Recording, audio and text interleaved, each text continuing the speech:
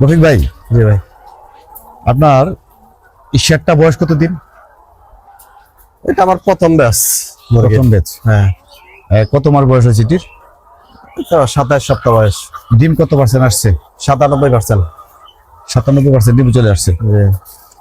আপনার এখন ডিম উঠাই ফেলছে, এখন দু একটা ডিমে দুপুরের পরে দু একটা পারে, তো এইগুলো আছে এখন। বর্তমানে ডিম কত করে বাজার? ডিমের বাজার ভাই খুব খারাপ অবস্থা বর্তমানে। 850 টাকা বাজার। 850 টাকা বাজার। হ্যাঁ, খাবার খরচ কি মিলে? সব করে হিসাব করতে গেলে এখন ভাই লস প্রজেক্ট ধরতে গেলে। এখন রমজান মাসে তো ডিমের বাজার এমনি কম থাকে, এখন দেখা যায় রমজান মাস শেষ হলে হয়তোবা আশায় আছে যে ডিমের বাজার একটু বাড়বে। ডিমের বাজার বাড়লে তখন লাভের মুখ দেখা যাবে আর কি। আপনার এইখানে মুরগি টোটাল কত আছে? ডিম পাড়ার মুরগি এখানে মুরগি আছে 2282। 2282, প্রায় 2300। জি, প্রায় এটাকে তো লেয়ার বলা হয়। লেয়ার, সোনালী লেয়ার এটা? না, এটা লেয়ার। এটার একটা জাত আছে, জাতের নাম না এই মুহূর্তে মনে নাই।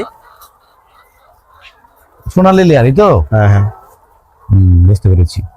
আচ্ছা, এটা মানে আপনার কত মাস হলো ডিম দিচ্ছে? এই তো ডিম শুরু হয়েছে অল্প কিছুদিন, বেশি দিন না।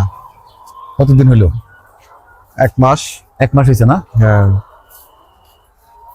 তাহলে কি 100% ডিম এখন আসে নাই? আসবে না না, 100% ডিম আসে না, আপনার 95, 96, 97 এর ভিতরেই থাকে। তাহলে আপনার 97 চলতেছে? এখন আমার এটা ফুল প্রোডাকশন বলা চলে আর কি, এটা ফুল প্রোডাকশন আসতেছে। 97% চলতেছে? জি জি, 97% চলতেছে। আপনার খাবার খাওয়াচ্ছেন কোনটা?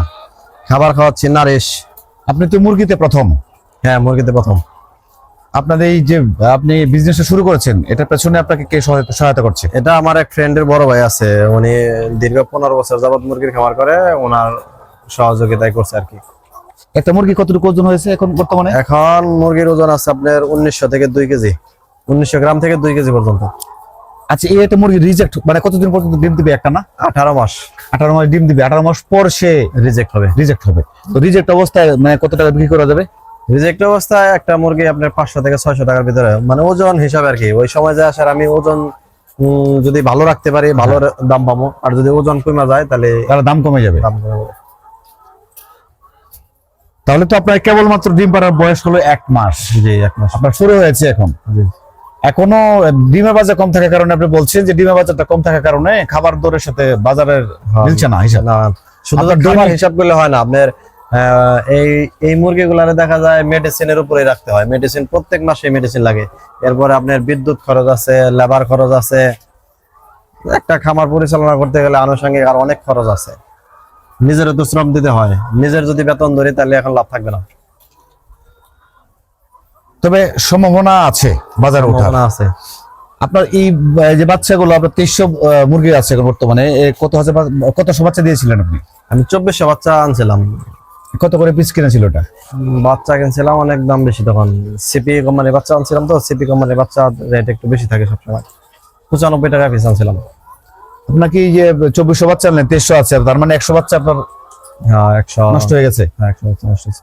এটা কি এই পর্যন্ত আসতে আসতে আপনার একটা দুর্ঘটনায় একদিনই 104টা মারা গেছে। ওই সময় মুরগির বয়স 40 দিন কিংবা 42 দিন এরকম। আমার এই পাশে একটা বেকু ছিল, ওই বেকু স্টার্ট করার সময় তখন খাঁচা ছিল না, মুরগি ফ্লোরে ছিল। বেকু স্টার্ট দেওয়ার পরে ওই বেকু একটা ঝাঁকি দেয়, ওই বিকট একটা শব্দ হয়। ওই শব্দে মুরগি সব ভয় পেয়ে একত্রে পালা হয়ে গেছিল। পালা হলে এটাকে এই খামারিদের ভাষায় বলে পাইলিং। পাইলিং। হ্যাঁ, পাইলিং। তখন এই নিচের যে পড়ছিল ওইখান থেকে 104টা একদিনই মারা গেছে। আর অসুস্থ হয়ে মারা যায় নাই? না না, অসুস্থ। ব্রুডিং এর সময় অনলি 3টা বাচ্চা মারা গেছিল, আর খাঁচায় দেওয়ার পরে 2টা মুরগি মারা গেছে। একটা প্যারালাইজড হয়েছিল, এক সাইড অবশ্যই হয়ে গেছিল, পায়ে আর দাঁড়াইতে পারতো না। পরে ওইটারে আমরা জব করে খাই ফেলছি, ওটা আর বাঁচানো সম্ভব এই পর্যন্তই? হ্যাঁ, এই পর্যন্তই। আপনার লাইফে তো এটাই প্রথম ব্যাচ? জি, আমার লাইফে মুরগিতে এটাই প্রথম ব্যাচ। আপনি যে আপনার জার্নিটা শুরু থেকে আজকে পর্যন্ত, একজন নতুন উদ্যোক্তা সে কি তাকে করার কতটুকু কনফিডেন্স নিতে এখানে আসতে হবে আপনি বলেন তো? এটা কনফিডেন্স নিজের উপরে রাখতে হবে। আর এই বিজনেসটা মানে হলো রিস্ক, যেহেতু এটার জীবন আছে, এটা রিস্ক নিয়েই করতে হবে। তবে অভিজ্ঞ কারো পরামর্শ নিয়েই করতে হবে।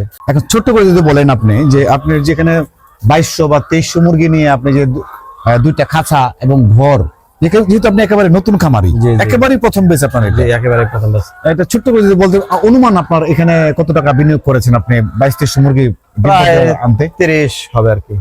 প্রায় 30 লক্ষ টাকা মতো হতে পারে এই ডিম পর্যন্ত নিয়ে আসতে। জি জি জি। সুপ্রিয় খামারি ভাইরা, রফিক ভাই এই জায়গাটা হচ্ছে টাঙ্গাইল জেলার গোপালপুর উপজেলার আলমনগর ইউনিয়নের আপনার বড় কুমুল্লি গ্রামের রফিক ভাই। উনি ARS multi agro farm. Multi agro ফার্মের স্বত্বাধিকার। উনি এই ফার্মটি এই বছরই উনি প্রথম করেছেন। উনি মূলত মৎস্য উদ্যোক্তা।